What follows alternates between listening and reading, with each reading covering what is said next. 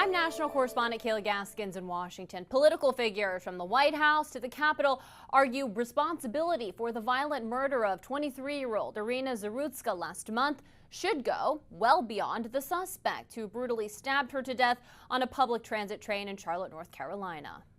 As the national outrage over the death of 23-year-old Iryna Zarutska continues, Republicans argue progressive soft-on-crime policies like cashless bail directly contributed to her death. Democrat politicians, liberal judges, and weak prosecutors would rather virtue signal than lock up criminals and protect their communities. After watching the chilling surveillance footage of Zarutska's murder, President Trump writing, "Now her blood is on the hands of the Democrats who refuse to put bad people in jail." We cannot allow a depraved criminal element of violent repeat offenders to continue spreading destruction and death throughout our country. The suspect, 34-year-old DeCarlos Brown Jr., has a long and violent criminal record with at least 14 prior arrests. A judge released Brown on cashless bail for another crime back in January. Florida Congressman Randy Fine suggesting that judge should also have a day in court, promising to introduce legislation to hold judges accountable when violent repeat offenders they release commit new crimes. If you release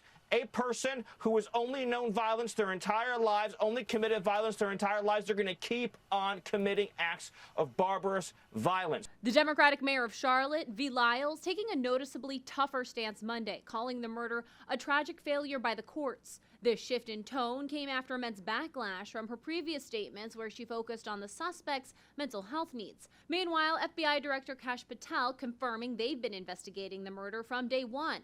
Transportation Secretary Sean Duffy's department also looking into the matter. Public transportation has become an epidemic of violence, even threatening to withhold funding for cities who don't address crime and homelessness on public transportation. I don't think the American taxpayer wants to pay for the homelessness and criminal element that harm little 23-year-old girls like this who are going home from work. President Trump now requesting a list of states and local jurisdictions with cashless bail policies as the White House considers terminating federal funding to those areas. In Washington, I'm Kayla Gaskins.